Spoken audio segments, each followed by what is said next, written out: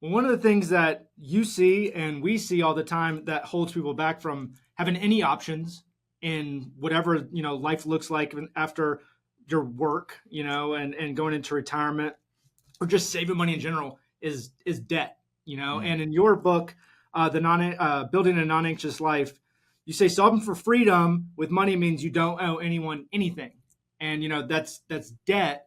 And my question to you is, not me, but a skeptic might hear that and go, "Hey, this is Ramsey. Like, of Uh, course he had to say that." yeah. Do you believe that? I I guess like what people like, it's a great question.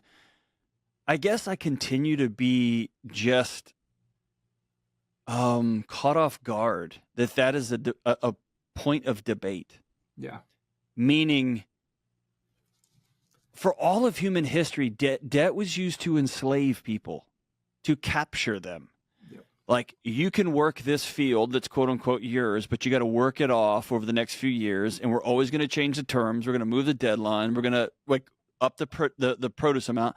Like, it's always been a way to capture people. And then in a short time, it flipped and became an expectation. And then they created this arbitrary, nonsensical number called the credit score. And then they penalize you for not being enslaved. That's right. And so I was with John Crist, the comedian, the other day, and he was like, hey, he feels like he's become an apologist for Dave Ramsey to young comedians. And he's like, I keep telling him, hey, save your money, save your money. And they're like, no, bro, no. And he said, does it ever wear you out? Or do you ever get tired debating? And I was like, hey, if we can't agree on live on less than you make as a starting point, I'm not going to debate you, because we're living in two different worlds, right? Yeah. I am not solving in my life for max return, and I'm not solving for every single point on that I can extrapolate from some thing called the market. I am solving in my life for one thing and one thing only: peace, period.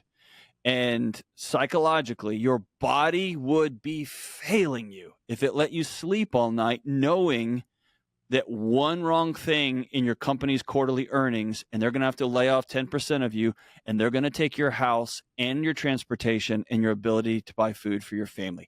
Your brain would be failing you if it let you sleep all night. That is an emergency. And we call that normal in our world now. Yeah. So I guess I would look at it differently. I feel like I can sit at the Ramsey table. And I'll just say, like, I've never said this publicly.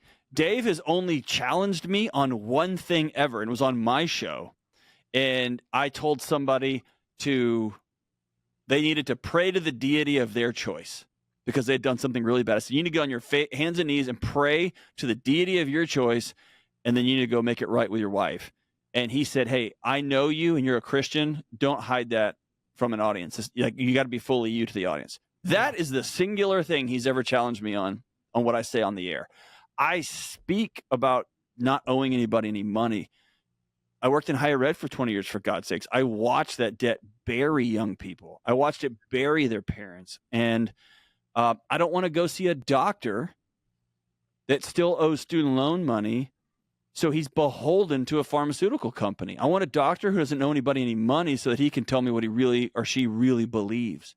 I want to see a mechanic who doesn't have to make rent payments every month. I want a mechanic that owns their own shop outright so that they can say, hey, I don't need to fix your cabin air filter. It's fine. It'll last you another 4,000, right? You see what I'm saying? The whole world is able to fully be themselves if they don't owe anybody any money. And I just think it's a free way to live. And so in my house, I solve for peace, dude. I want good returns on my retirement stuff.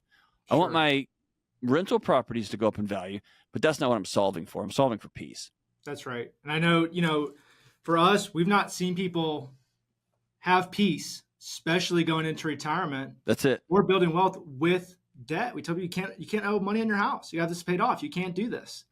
And it's difficult because the rest of the world says it's just a tool. It's fine. It's okay. And you have to be different to go, no, hold on a second. It's not. And it's this whole other side of it. And it's kind of this dramatic thing of it's fine. It's okay. You use it as leverage for whatever, if you just watch anything on social media, it's like, oh my goodness, it's so complex. I don't even know how it works half the time, to never have it, and it's just so difficult for some people. And I love that answer because it's so right on. Well, and even if you could see, I always want to look for incentives. Whenever someone's trying to sell me something, I always want to look at incentives. And for a smart pro like yourself to say, hey, you have $1 million with me in various funds. I want you to pull out $350,000 of that and pay your house off right now. Mm-hmm. That is a choice for you to make less money off of me. Sure. But you're doing something because you know it's going to be in my best interest. Yeah. And so if I'm looking at incentives, you're incentivized to say, no. Don't pay that. Don't pay for a car in cash. Just put it like on 7-year, so the longest note you can, because you know I'm going to get more of your money that I can invest and that I can make a percentage off of. And so if you've got an investor telling you, hey, I love you enough to tell you the best thing for you and your family, my fiduciary responsibility is to do what's right for you. What's right for you is be 80 with no liabilities.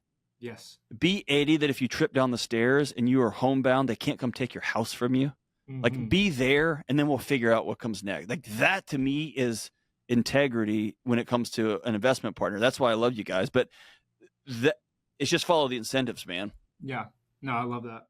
Discussions in this show are for entertainment and educational purposes only and should not be construed as specific recommendations or investment advice.